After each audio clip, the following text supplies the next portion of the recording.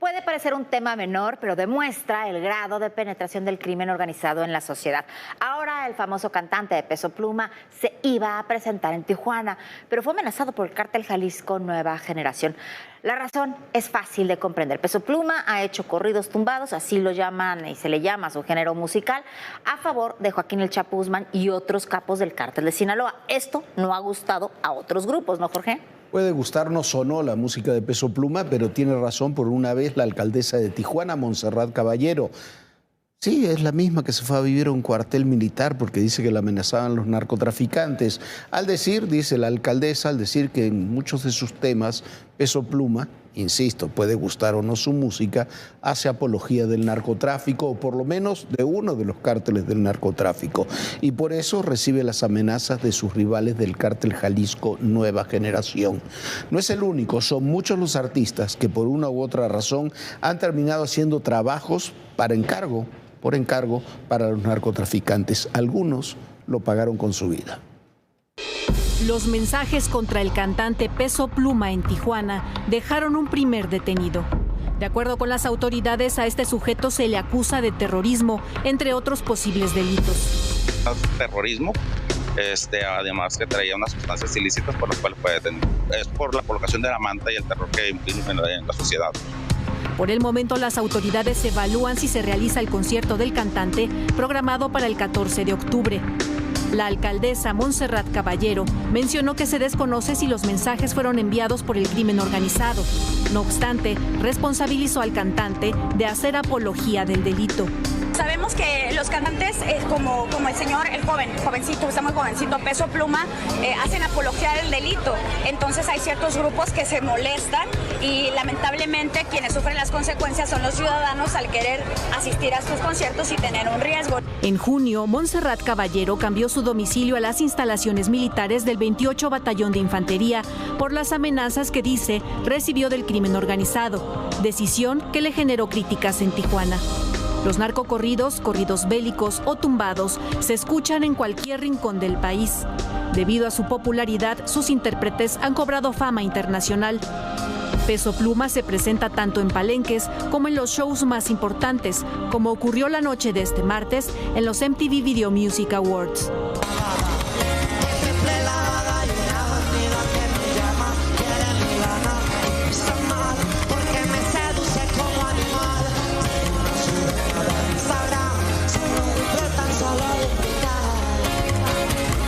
También se ha presentado en uno de los programas más importantes de la televisión de Estados Unidos. Ella baila sola. Give it up for Peso Pluma.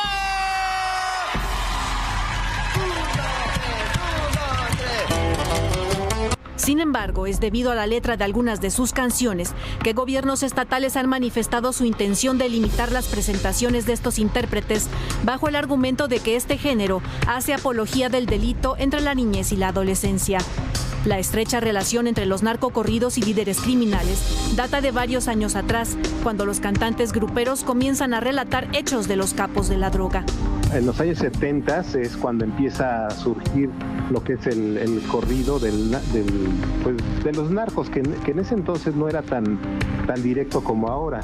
En aquellos años pues se hablaba de historias de poder, de historias de personajes ligados al narcotráfico, pero no se decían directamente los nombres de eso. Con el paso de los años, esta relación se consolidó y junto con ello, las letras de esas canciones fueron tomando otro rumbo. No obstante, esa relación ha dejado a varios cantantes asesinados en el camino. Fueron más de 100 disparos a quemarropa. El cantante de música regional, Luis Mendoza, y su representante fueron asesinados cuando regresaban de un velorio. El 25 de noviembre del 2006, el cantante Valentín Elizalde terminó su participación en un palenque de la Feria de Reynosa, Tamaulipas. Se trasladaba en una camioneta cuando hombres armados lo interceptaron y le dispararon en más de 70 ocasiones. Otro asesinato que cimbró a sus seguidores fue el de Chalino Sánchez, un migrante que radicaba en Los Ángeles y que cobró fama entre los cárteles. Viajó a Culiacán a una presentación pese a las amenazas. Al terminar fue interceptado por supuestos policías. Su cuerpo fue hallado con 2 balazos en la cabeza y signos de tortura. Para ADN 40, Fuerza Informativa Azteca. Bueno, como decíamos, ahí es una historia muy vieja, muy añeja, desde los años 70, que ha comenzado. Hubo dos grandes grupos que comenzaron a cantar, a popularizar los narcocorridos. Unos fueron los Tigres del Norte, otros los Tucanes de Tijuana. Unos le cantaban al Jefe de Jefes, a Amado Carrillo, los otros le cantaban a los Arellano Félix, pero como decíamos también en el reportaje, no eran letras tan explícitas, tenían otro contenido y esos grupos se fueron alejando por lo menos de esos temas, son muy reconocidos, sobre todo los Tigres del Norte en la actualidad. Peso Pluma también es muy reconocido, pero Peso Pluma ha dicho también que él sí hizo letras por encargo para algunos de los grupos criminales. No terminan de comprender algunos de estos personajes y muchos más que participar con los grupos criminales, que hacerles letras, canciones a los grupos criminales pone en riesgo su propia vida, nos guste o no su música. Ese es otro tema, pero es una suerte de hacer apología a grupos criminales o a personajes del mundo criminal que en última instancia terminan tomando por una u otra razón venganza contra ellos, Viviana. Bueno, y en otro tema también, un tema de seguridad importantísimo, en la Ciudad de México fue asesinado un agente de inteligencia de la Secretaría de Seguridad Ciudadana de la Ciudad de México, Saúl Alarcón, tenía apenas 35 años. El autor del crimen se llama Eder César, es el jefe o era el jefe de la policía de la zona de Tacuba, fue ya detenido con varios cómplices. Así, esta es la historia. ¿Y por qué? ¿Qué pasó con Eder? La noche de este lunes, una persona fue asesinada cuando circulaba a bordo de su vehículo sobre Avenida de las Torres en la alcaldía Álvaro Obregón de la Ciudad de México. Un par de sujetos le cerraron el paso y le dispararon en al menos 12 ocasiones. La víctima fue identificada como Saúl Alarcón, de 35 años, elemento del área de inteligencia de la Secretaría de Seguridad Ciudadana capitalina. Tras el asesinato, monitoristas del C5 siguieron la ruta de los presuntos responsables, quienes llegaron a la colonia argentina de la alcaldía Miguel Hidalgo. Fue entonces que se desplegó un operativo. Ahí detuvieron a Eder César, jefe Omega del sector Tacuba de la Secretaría de Seguridad Ciudadana. Junto con él fueron capturados 2 hombres y una mujer. A estas personas se les investiga por el homicidio del policía de inteligencia. En el lugar se aseguraron 3 subametralladoras, un arma corta y droga. Bueno, son los costos que tienen la labor que se hace con mucho esfuerzo de inteligencia ahí en la Ciudad de México. No había prácticamente unidad de inteligencia hasta la llegada de Omar García Harfuch a la policía de la ciudad, pero sigue habiendo. Eso cuando dicen eso que no termina de nacer lo nuevo y no ha terminado de morir lo viejo, es algo de lo que pasa en las áreas de seguridad, incluso cuando se hacen buen trabajo. Este asesinato es una demostración de eso. Sí, bueno, y quien salió de prisión y está ahora bajo custodia preventiva es Emma Coronel, la esposa de Joaquín El Chapo Guzmán. Obtuvo su libertad a un acuerdo, ella dicen que llegó a un acuerdo con las autoridades estadounidenses, se declaró culpable de 3 cargos relacionados con tráfico de drogas, lavado de dinero e involucramiento con un narcotraficante. El narcotraficante es su marido. Y bueno, ahora Emma Coronel no queda totalmente libre. Emma Coronel todavía tiene 4 años de libertad condicional y todavía las autoridades tienen que ver si la van a dejar estar con sus hijas estos 4 años. Emma Coronel tiene que realizar tiene un trabajo que cumpla con un horario de por lo menos 30 horas a la semana. Los fiscales decidieron que Emma Coronel no era un tema para ejemplificar el delito y bueno, que podía estar en esta libertad condicional. Así están las cosas. Esta es la historia de Emma Coronel. Emma Coronel está libre. Este 13 de septiembre dejó el complejo federal de baja seguridad en Los Ángeles, California, tras cumplir 2 años y 7 meses de sentencia. Obtuvo su libertad al llegar a un acuerdo con las autoridades de los Estados Unidos y declararse culpable por 3 cargos relacionados con el tráfico de drogas, lavado de dinero y aceptar sus vínculos con Joaquín El Chapo Guzmán, su esposo. Ahora deberá cumplir 4 años de libertad condicional, por lo que a petición del juez tendrá que conseguir un empleo, informar dónde vivirá, no portar armas, ni consumir ni traficar drogas. Una dama en la extensión de la palabra que tiene mucho billete, no le importa lo que diga.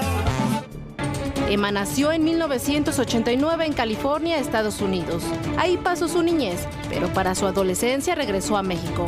Su padre, Inés Coronel, y su tío Ignacio Coronel trabajaban para Joaquín Guzmán, y fue por medio de esta relación que Emma lo conoció.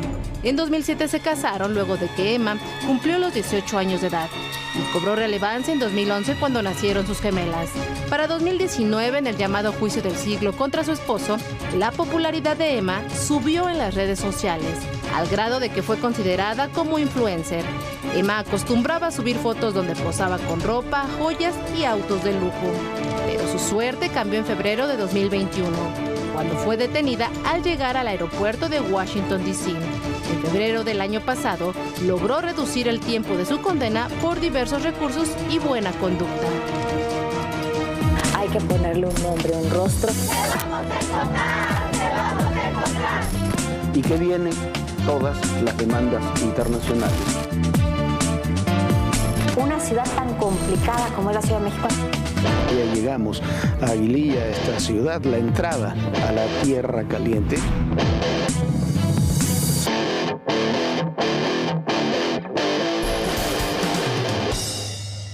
Bueno, y cuando creíamos que ya habíamos visto todo en la Cámara de Diputados, ayer ante el Pleno se expuso sobre la vida extraterrestre. El ufólogo Jaime Maussan, que presentó lo que dijo eran restos de seres no humanos. Horas después de esta exposición en la Cámara de Diputados, la UNAM emitió un comunicado en el que reafirma que la comunidad científica internacional no ha logrado localizar nunca hasta ahora señales de vida extraterrestre en el universo. Pero esta nota llegó a todo el mundo. No han sido los únicos diputados en recibir a personajes que dicen tener pruebas de vida extraterrestre. Semanas atrás, en la Cámara de Representantes de los Estados Unidos sucedió algo similar y mañana la NASA anunció que dará un informe sobre los objetos voladores no identificados. Así están las cosas.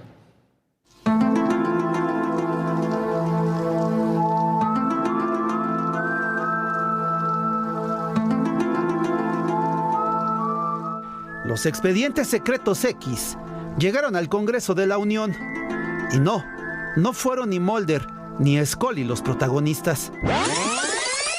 Se trató de la primera audiencia pública en una ruta para la posible legislación de fenómenos aéreos anómalos no identificados en México, mejor conocidos como objetos voladores no identificados, OVNIs. El especialista Jaime Maussan y varios ufólogos estuvieron en la Cámara de Diputados, donde mostraron 2 cuerpos de seres no humanos encontrados en una mina de Nazca en Perú.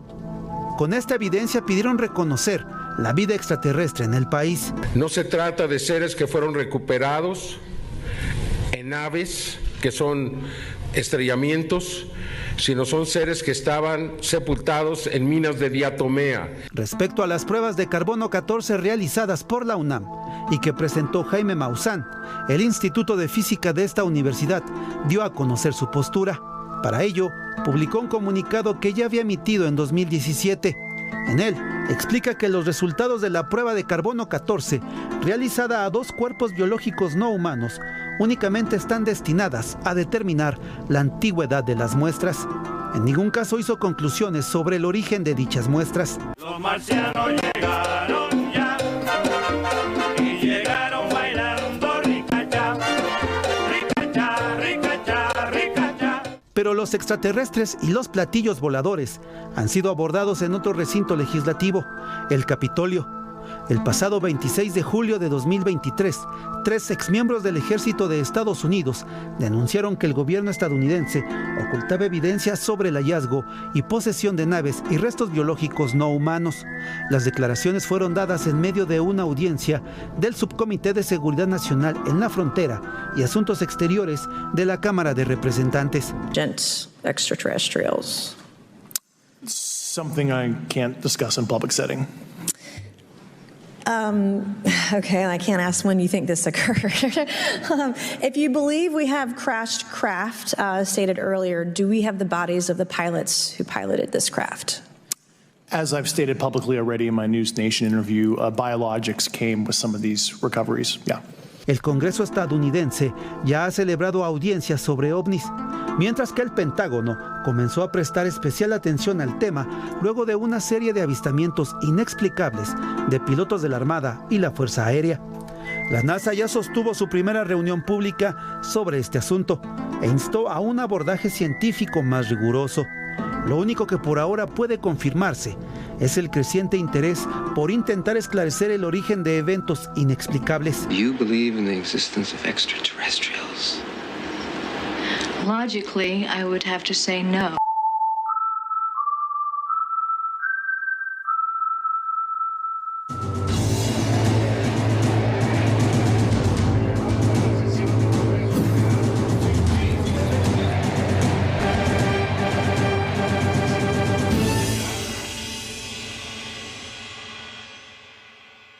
Bueno, para que vean cómo vienen las elecciones del 2024, Morena en la Ciudad de México demanda a las autoridades capitalinas que expropie y demuela la casa de la coordinadora del Frente Amplio, Xóchitl Gálvez, porque alega que le falta un permiso de terminación de obra. Así están las cosas, a 9 meses todavía de las elecciones, así se están disputando ya las posiciones de poder. Bueno, ¿y se imagina usted si se ordenara demoler todas las casas y departamentos de la Ciudad de México que tuvieran alguna irregularidad? Claro, si es que la casa de Xóchitl Gálvez la tiene. Por otra parte, el aspirante del Frente Amplio dijo que tratará de reunirse esta semana con Marcelo Ebrard. El partido Morena en Ciudad de México exigió a las autoridades de la alcaldía Miguel Hidalgo verificar, clausurar y demoler la casa donde vive la responsable nacional de la construcción del Frente Amplio por México, Xóchitl Gálvez. En un comunicado aseguran que la vivienda de la colonia Reforma Social cuenta con aviso de terminación de obra, pero no con el uso y ocupación, por lo que no puede estar habitado. Además de solicitar sanciones contra el director responsable de obra, piden investigar el posible conflicto de interés, ya que en 2017, siendo delegada en Miguel Hidalgo, Xóchitl Gálvez entregó a los desarrolladores la manifestación de construcción. En redes sociales, el alcalde de Miguel Hidalgo, Mauricio Tabe, dijo que las acusaciones son porque están desesperados y que por eso no la dejan de atacar. Este miércoles, Xóchitl Gálvez retó a Morena a que demuelan su casa, que aclaró adquirió de manera legal y que cuenta con todos los documentos en regla para demostrarlo. La verdad es que no encuentran cómo bajarme de la candidatura. Quiero decirles que la casa donde vivo está completamente dentro de la ley. La terminación que se le notifica a la delegación, que por cierto es en los tiempos de Víctor Hugo Romo cuando se construye esta casa. Yo solo compré, yo no soy la constructora ni mucho menos. Entonces decirles que la ley sí es la ley para mí y yo lo reto a que me la demuelan. En cuanto al proceso electoral de 2024, Xóchitl Gálvez dijo que intentará establecer contacto con Marcelo Ebrard esta semana para platicar con él y conocer su punto de vista sobre su futuro político. ¿Sabe quién mandó demoler la casa de uno de sus adversarios? Daniel Ortega, el dictador que gobierna Nicaragua, ordenó demoler la casa de una mujer que había sido del Frente Sandinista con él, que era una de las dirigentes del Frente Sandinista, la poeta Gioconda Belli. Además de expulsarla del país a Gioconda Belli, Daniel Ortega la inhabilitó políticamente y mandó derruir su casa. Es una barbaridad lo que pide Morena en la Ciudad de México. Ya las propias autoridades han dicho que si falta algún papel es responsabilidad del responsable de obra que terminó de construir aquella casa y que por supuesto no es un elemento como para mandar derruir una vivienda, sea de Xóchitl Gálvez o de quien sea.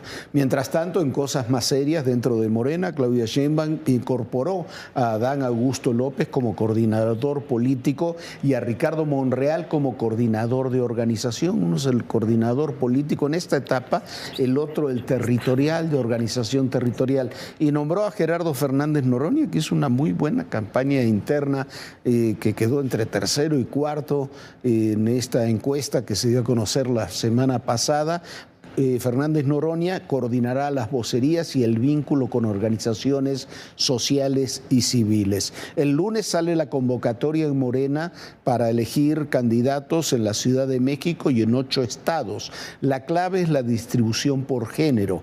Ayer por la tarde, Claudia estuvo con el presidente López Obrador en Palacio Nacional. Se dice que hablaron largo sobre este tema, sobre las convocatorias y sobre quiénes son los hombres o mujeres que serán aspirantes en los estados para las elecciones del 4 de junio del 2024. En la Ciudad de México han aparecido un montón del oficialismo y de la oposición, pero en realidad los que quedan serían 2 con cierta seriedad. Omar García Harfuch, que renunció el sábado a la Secretaría de Seguridad, habilitándose para competir por la ciudad.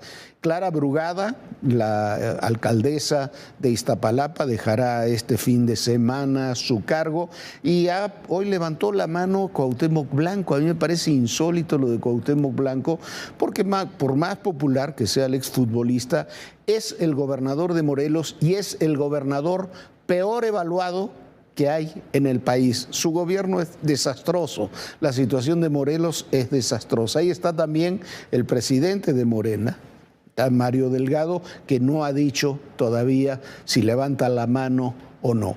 Mientras tanto, dicen en Morena que en Tabasco el exdirector del Fonatur, Javier May, estaría ya puesto para la candidatura, aunque hay que recordar que Javier May es de un grupo político en Tabasco que se opone al grupo político de Adán Augusto López, el exsecretario de Gobernación y ahora coordinador de temas políticos en la 4T, en los comités de defensa de la 4T.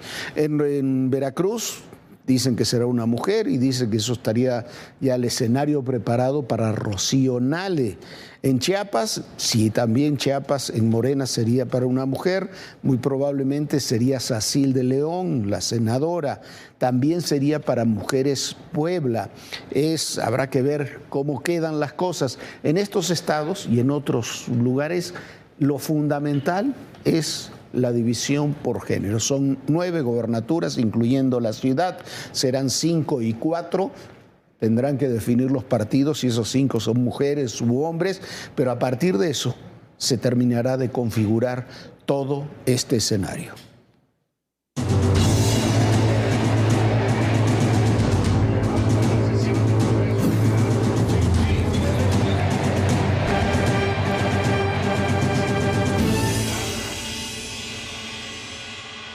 Bueno, y mientras el expresidente Donald Trump está afrontando innumerables procesos penales en su contra, los republicanos están tratando de iniciar otro proceso, pero este proceso lo están tratando de iniciar contra el presidente demócrata, contra Joe Biden, por presuntos negocios realizados por su hijo, al tiempo que arrecian rumores sobre la salud, que dicen que está muy complicada la salud del propio Joe Biden.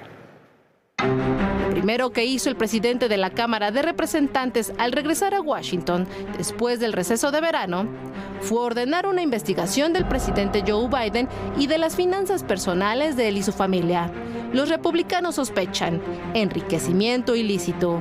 This isn't about political revenge. We have the bank accounts. We can see, ma'am, you can see that the homes that the Bidens own can't be afforded on a congressional or Senate salary. You also understand that it's not normal for family members to receive millions of dollars from overseas interests. Este es el Comité de Supervisión de la Cámara de Representantes investigando a la familia Biden. I want to be clear.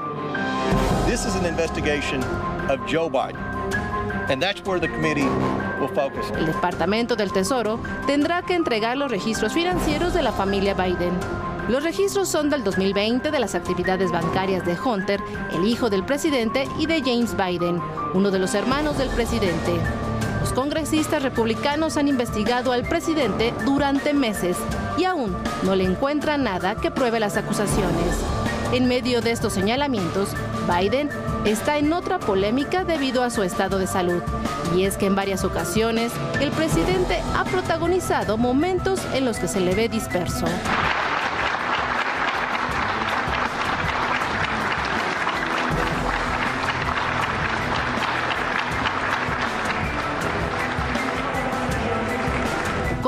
Unido, al cambiar países o llamarlos tercermundistas. Incluso con frases como la de junio pasado en Connecticut, cuando dijo, Dios salve a la reina, en lugar del clásico cierre, Dios bendiga a Estados Unidos. Con información de Armando Guzmán, Fuerza Informativa Azteca. Bueno, así están las cosas. Joe Biden tiene 82 años, si no me equivoco, y los republicanos ya han puesto los juicios sobre su hijo. Su hijo realmente es un hombre que ha tenido muchos problemas con drogas y demás reconocidos, y dicen que realizó negocios particularmente con Ucrania, facilitados por el presidente Biden cuando era vicepresidente con Barack Obama. Como decíamos también en el reportaje, no han tenido pruebas sobre eso. Lo que sí hay elementos que son debatibles es particularmente sobre estos lapsus o momentos en que se ve olvidadizo, vamos a llamar así, a Joe Biden. Es un hombre grande, también lo es Donald Trump. Son dos hombres de la tercera edad, muy adentrados en la tercera edad, que son probablemente los que compitan en las elecciones del 2024, noviembre del 2024, allá en la Unión Americana. Bueno, porque ya en el debate que hubo presidencial para ganar la presidencia, en donde se enfrentaron Joe Biden y Donald Trump fue muy agresivo en torno al hijo de Joe Biden, diciéndole que era un niño, un señor que había estado metido y muy involucrado en temas de drogas, y fue muy mal visto por Donald Trump haber atacado desde ese punto de vista a Joe Biden. ¿Por qué? Porque hay muchísimos adictos en los Estados Unidos y son tragedias familiares. Ahora están diciendo que tuvo problemas serios en el tema de corrupción. Eso habrá que investigarlo y bueno, en eso están, a ver si pueden probar algo. Muchísimas gracias por habernos acompañado. Recuerde, puede ver todos los contenidos de Todo Personal, es muy sencillo, escanea el símbolo QR que aparece en pantalla y ahí puede ver todo lo que esta plataforma le ofrece. Ya nos vamos. Descanse, sueñe bonito. Bonita noche, Jorge. Muy buenas noches, Viviana, y usted recuerde, muy buenas noches a todos ustedes, y usted recuerde, en el poder y en la política todo, pero absolutamente todo es personal. Gracias.